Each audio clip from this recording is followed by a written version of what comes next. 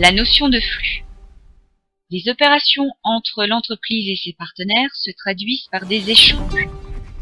Ces échanges sont appelés des flux économiques, qui représentent des flux externes. Qu'est-ce qu'un flux? Un flux exprime l'idée d'un écoulement, d'un mouvement. On distingue plusieurs types de flux.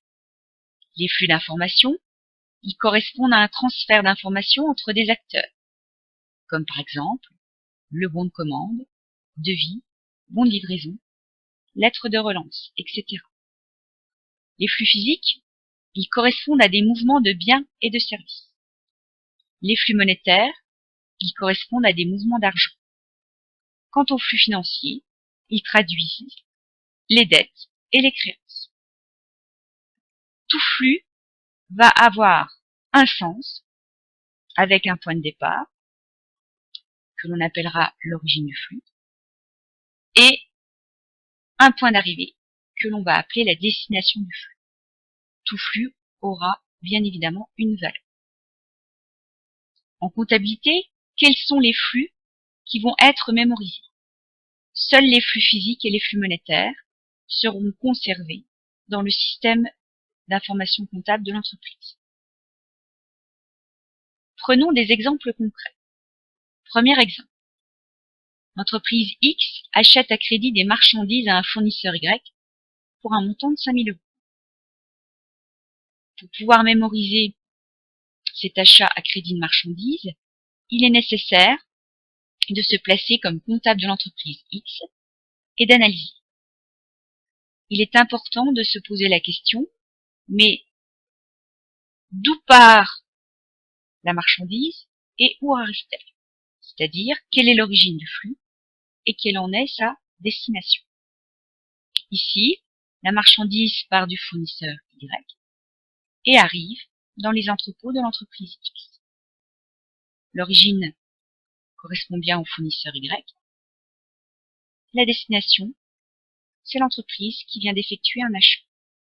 L'achat de marchandises pour 5 000 € constitue donc bien un mouvement de biens que l'on va qualifier de flux physique. Cette opération est une opération à crédit. Il y a donc naissance d'un flux financier qui représente ici une dette, car l'entreprise X n'a toujours pas réglé son fournisseur. Deuxième exemple. L'entreprise X achète des timbres et les paye en espèces pour une valeur de 100 €. Nous nous plaçons toujours comme comptable de l'entreprise X et nous analysons. Il y a la présence ici de deux flux. Le premier flux, qui correspond à l'achat de timbres, c'est-à-dire à un mouvement de biens, c'est un flux physique.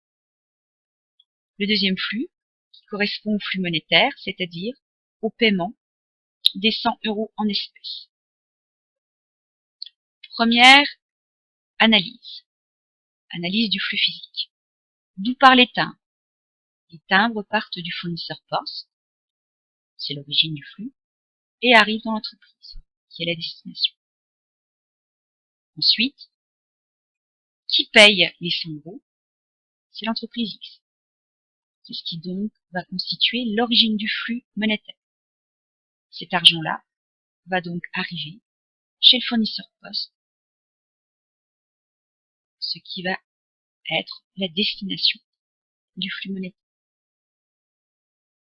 Cette opération est une opération comptable puisque le flux physique et le flux monétaire se réalisent en même temps. Il n'y a donc pas de naissance de flux financier. Quelques notions à retenir. Un flux entrant est appelé emploi. Un flux sortant est appelé ressources. Pour tout flux, il y aura forcément égalité, ressources égale emploi.